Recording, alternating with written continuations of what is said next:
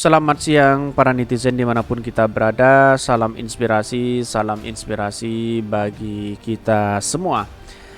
Agak menarik juga ya dalam berita ini dari Gelora ini ya, Ganjar bicara strategi mengentaskan kemiskinan ekstrim di Jawa Tengah.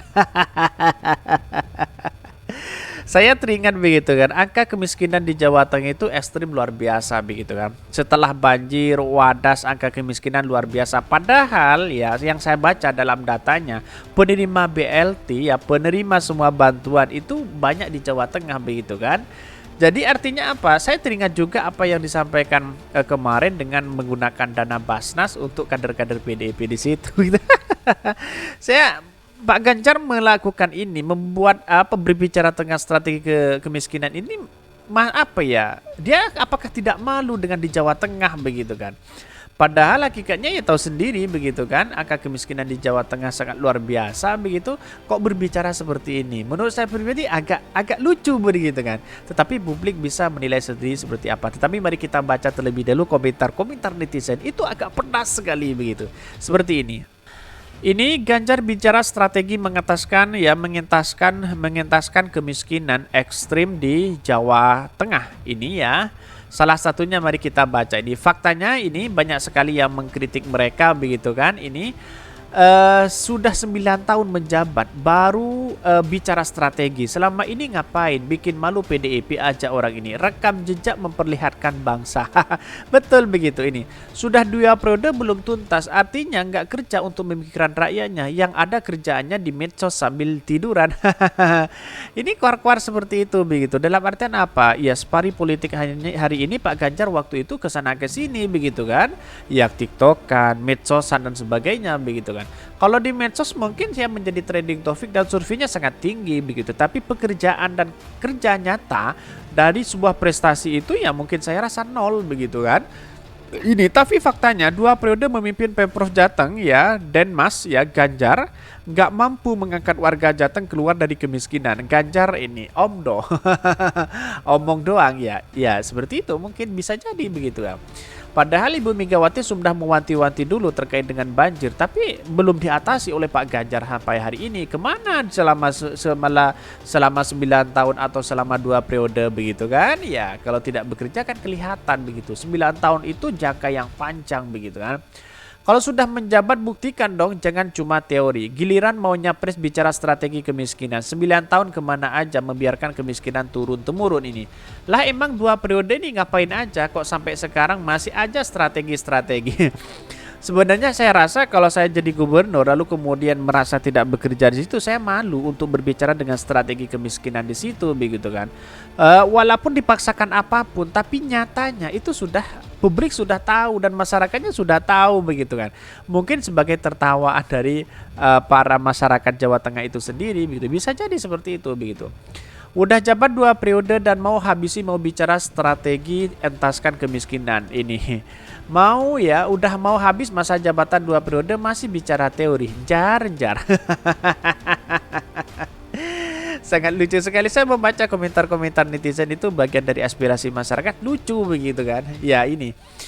Baru bicara strategi di ujung masa jabatan. Selama 9 tahun ini kemana aja mas? TikTok kan boleh, tapi waktunya diatur lah.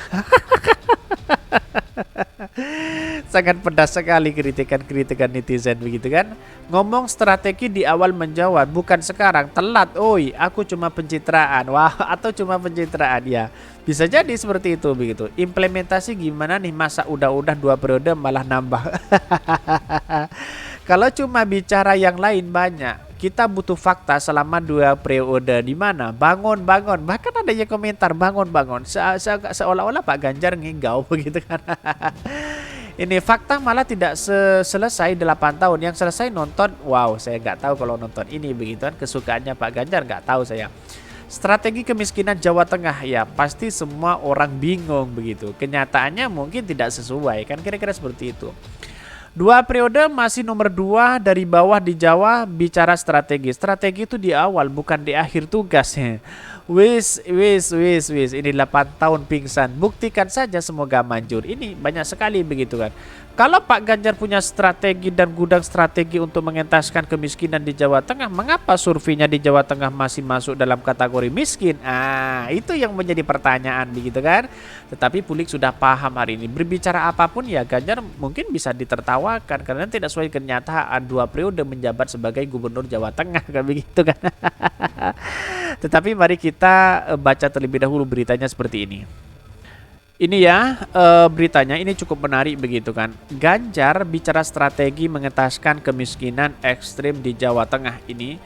Dikutip dari Gelora, kemiskinan ekstrim di Jawa Tengah menjadi tugas Gubernur Jawa Tengah Ganjar Pranowo untuk segera dituntaskan. Terbaru, Ganjar mengumpul stakeholder terkait 3 kabupaten yakni Cilacap, Banyumas, dan Purbalingga. Jadi pertemuan hari ini taktis, praktis, dan beres, ujar Ganjar saat rekor penanggulangan kemiskinan di Cilacap, Jawa Tengah. Bahkan Ganjar memaparkan ada 33 desa prioritas di Kabupaten Cilacap yang memiliki persoalan kemiskinan ekstrim ya. Kemudian di Purbalingga ada 38 desa dan Banyumas 60 desa. Ada beberapa faktor, ada beberapa indikator yang menentukan tingkat kemiskinan ekstrim. Di antara lain tidak memiliki jamban ya, sumber air minum, listrik hingga rumah kategori tidak layak huni dan risiko stunting. Ini menunjukkan apa? Strategi itu sebenarnya ya kok ketinggalan Pak Ganjar hari ini begitu. 1 periode dulu kemana? Kok sampai 2 periode di akhir masa jabatannya sudah berbicara strategi ini begitu kan? Seharusnya strategi ini dibangun sejak awal begitu kan? Ini kan dari segi pemikiran publik kan seolah-olah Pak Ganjar tidak bekerja selama ini kan begitu kan, kok masih memperlihatkan atau masih strategi angka kemiskinan begitu kan. Bahkan ini guna mengentaskan kemiskinan ekstrim, politisi PDIP ini memiliki 4 program intervensi. Pertama, menentukan lokus intervensi secara berjenjang dengan memetakan posisi relatif presentasi kemiskinan di atas provinsi dan nasional pada 17 kabupaten di Jawa Tengah. Kedua, mendesain program intervensi berbasis karakteristik kemiskinan. Ketiga, pendekatan individu yang diimplementasikan berbasis manfaat kepada individu secara langsung sehingga dampak seketika dan bersifat jangka pendek.